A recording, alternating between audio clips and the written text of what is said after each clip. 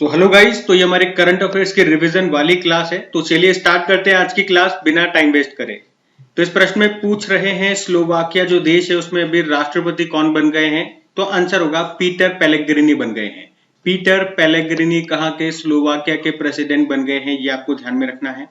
अब मैं आपको स्लोवाकिया के स्टैटिक दिखाता हूँ। पहले तो मैप में देखो, ये रहा स्लोवाकिया। ब्रेटिस्लावा इसकी कैपिटल होती है, करेंसी यूरो है।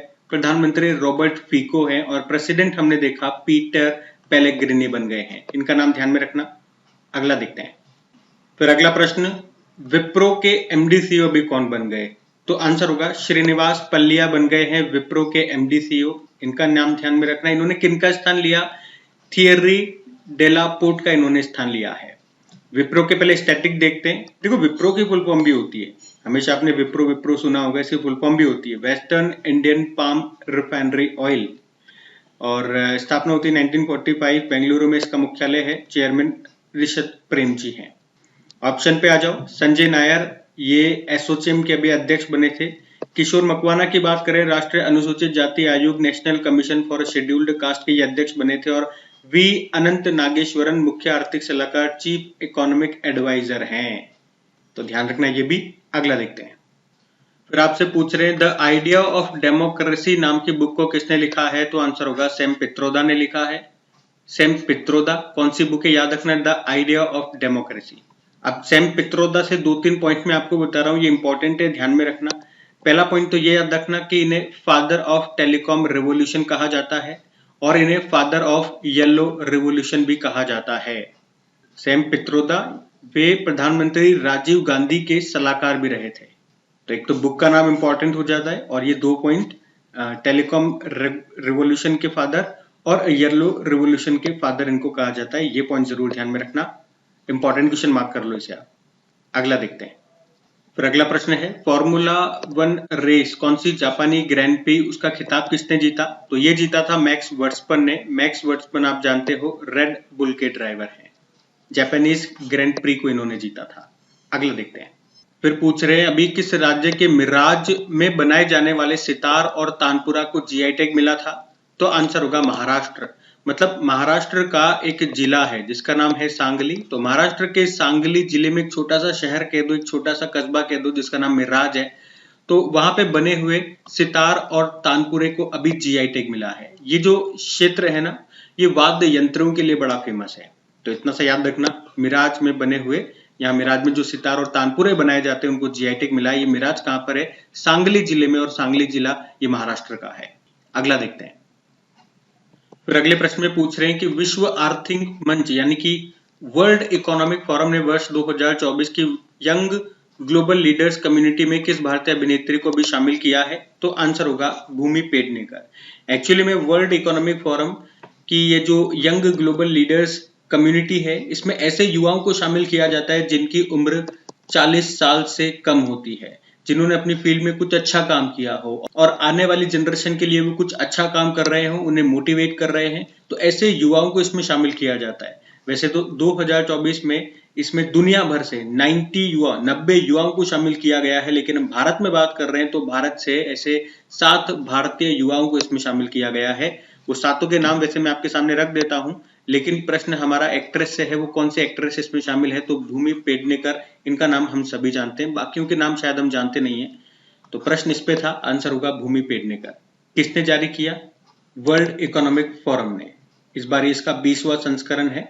वर्ल्ड इकोनॉमिक फोरम की अगर स्टैटिक की हम बात करते हैं, स्थापना होती 1971, संस्थापक क्लॉस स्वेब है, हेडक्वार्टर कोलोनी स्विट्जरलैंड में है। और ग्लोबल जेंडर गैप इंडेक्स को भी वर्ल्ड इकोनॉमिक फोरम ही जारी करता है, ध्यान में रखना। अगला प्रश्न देखते हैं। फिर पूछ रहे हैं कजाकिस्तान अंतरराष्ट्रीय बैडमिंटन चैलेंज टूर्नामेंट 2024 में महिला एकल वुमेन सिंगल का टाइटल किसने जीता है। तो फिर आंसर हो जाएगा अनुपमा उपाध्याय, ये विजेता रही हैं। किसकी हम बात कर रहे हैं, कजाकिस्तान इंटरनेशनल चैलेंज टूर्नामेंट 2024 की, जिसका आयोजन अप्रैल में हुआ था।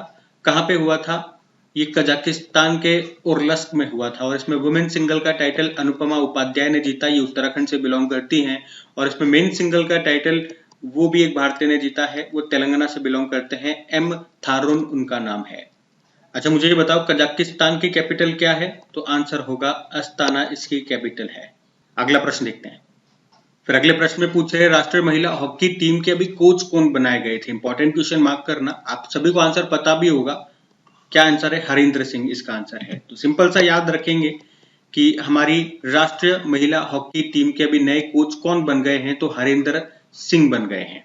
इन्होंने किनका स्थान लिया वो भी मैंने आपको बताया था, हॉलैंड के दो या नीदरलैंड के लो, उसके जेनेक शॉपमैन थे, वो पहले कोच थे, लेकिन अब इनकी जगह ले ली है हरिंदर सिंह ने। तो हरिंदर सिंह का ही नाम आपको याद में रखना है। बाकी अगर मैं पूछूं हमारी मेंस हॉकी टीम के कोच कौन है, तो क्रेग फुल्टन है, ये साउथ अफ्रीका से बिलोंग करते हैं। ये तो भारतीय ही है, बताने की जरूरत ही नहीं है। वैसे हमारी हॉकी इंडिया के अध्यक्ष कौन है? दिलीप तिर्की है। अच्छा, इंटरनेशनल हॉकी फेडरेशन के भी स्टैटिक देख लेते हैं एक बार। हेडक्वार्टर लुज़ेन स्विट्जरलैंड में है, इसके हेड है मोहम्मद तैयब इकराम, ये आप ध्यान में रखना। अभी अगला प्रश्न देखते हैं।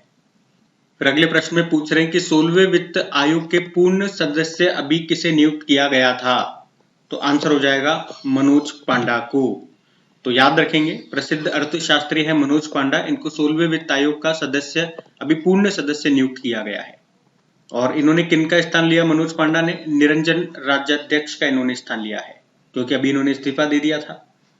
आपको पता है संविधान के अनुच्छेद 280 के अनुसार वित्त आयोग में एक अध्यक्ष होते हैं और 4 अन्य सदस्य होते हैं। तो यहाँ पे हम 16वें वित्त आयोग की बात कर रहे हैं, तो अध्यक्ष कौन है? आप सभी को पता है, अरविंद पनगड़िया, जो कि नीति आयोग के पूर्व उपाध्यक्ष रह चुके हैं।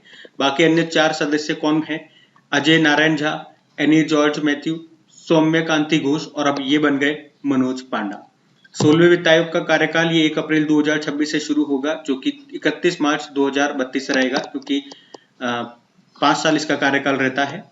हमारा जो पहला वित्त आयोग था वो 1951 में आया था। केसी नियोगी प्रथम वित्त आयोग के अध्यक्ष थे, और अभी 15वां वित्त आयोग चल रहा है, इसके अध्यक्ष कौन है? एनके सिंह है, नंद किशोर सिंह। ये भी पॉइंट्स ध्यान में रखना। अगला देखते हैं। फिर अगले प्रश्न में पूछ रहे हैं कि मार्च महीने के लिए ICC men's player of the month का पुरस्कार किसने जीता, किसे चुना गया? तो आंसर होगा कामिंडू मेंडेस को चुना गया है। अच्छा, ये कामिंडू मेंडेस आप पूछोगे किस देश के हैं, तो ये हैं श्रीलंका से।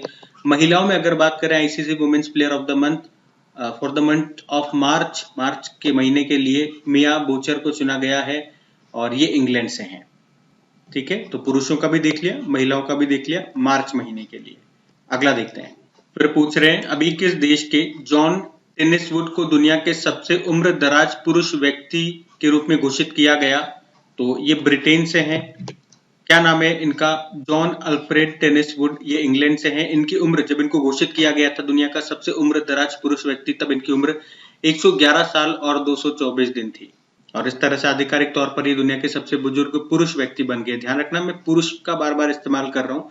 पुरुषों में सबसे उम्र दराज जीवित व्यक्ति अभी ये हैं, क्योंकि अभी इनसे पहले दुनिया के जो सबसे उम्र दराज पुरुष व्यक्ति थे उनका नाम था जुआन विंसेंट पेरेज, और इनका भी निधन हो गया था।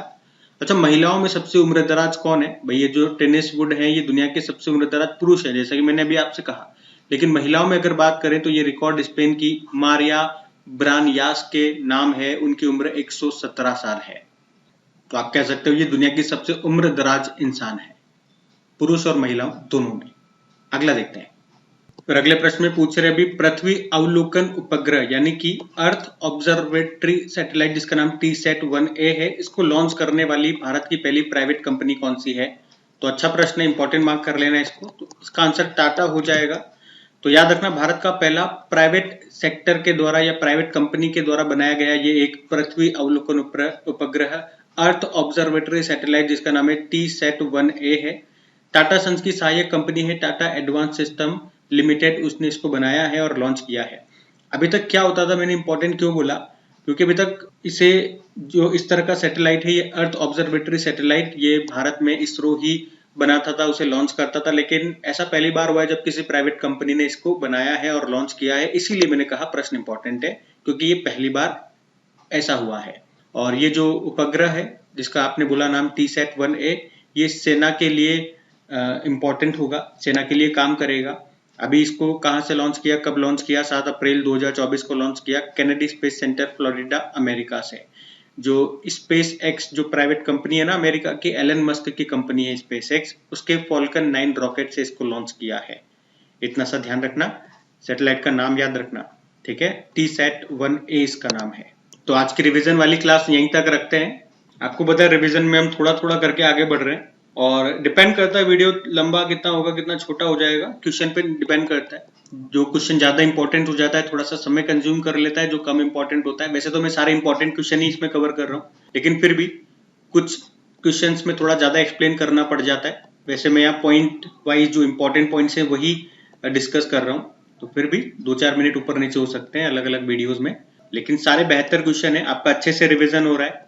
तो अगर आप डेली रिवीजन वाले वीडियोस देख रहे हैं तो आप पुराने वाले करंट अफेयर्स को भूलोगे नहीं, बस रेगुलरिटी आपको बनाए रखनी है। साथ में जो टेस्ट सीरीज हमने स्टार्ट की है वो आप जरूर लगाया करें। देखो यहाँ पे मैं फिर से रिपीट कर रहा हूँ, जो रिवीजन वाली क्लास है मैं ये मान के चलता हूँ, चाहे इसमें कम व्यूज आते हैं लेकिन जो भी स्टूडेंट इसे देखते हैं वो सीरियस स्टूडेंट मैं मानता हूँ।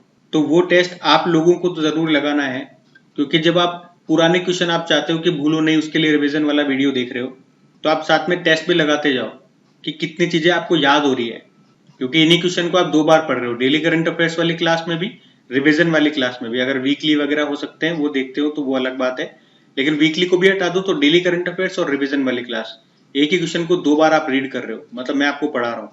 तो टेस्ट आप जरूर लगाएं, इससे अपना खुद का एनालिसिस करें आप, और इससे क्या सीखना है, इससे फायदा कैसे लेना है टेस्ट है। जो क्वेश्चन आपके गलत हो जाते हैं ना, उनको याद कर लो आप, वो क्वेश्चन फिर नेक्स्ट टाइम आपका ये होना चाहिए कि आपके ये क्वेश्चन आ गया ना तो ये फिर गलत नहीं होगा, तभी तो इम्प्रूवमेंट देखने को मिलेगा। यही चीज लेकर के चलना है, कंटिन्यू बने रहना है, तो जो भी कमियां होंगी छोटी मोटी वो आपकी सारी दूर हो जाएंगी। बाकी सेशन प्लीज अच्छा लगता है तो यार सपोर्ट भी कर दिया करो, वीडियो को लाइक कर दिया करो, दोस्तों के साथ में एक बार अपनी वीडियो को शेयर कर दो यार। आप लोगों से तो बोलने की जरूरत नहीं पड़नी चाहिए, आप लोग तो सपोर्ट करो। चलो फिर खत्म करते हैं आज की क्लास। Thank you.